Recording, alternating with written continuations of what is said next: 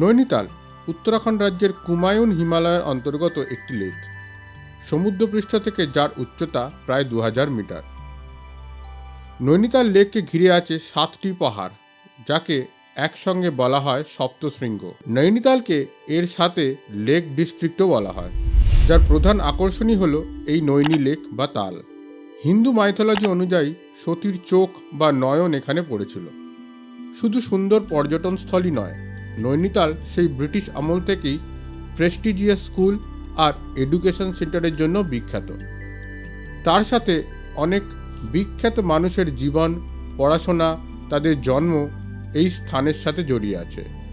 যেমন Jim Corbett, যার জন্ম নৈনিতালেই। সঙ্গীত শিল্পী অনুপ জলোটা এবং ক্রিকেটার মনীষ পাণ্ডের জন্ম নৈনিতালে।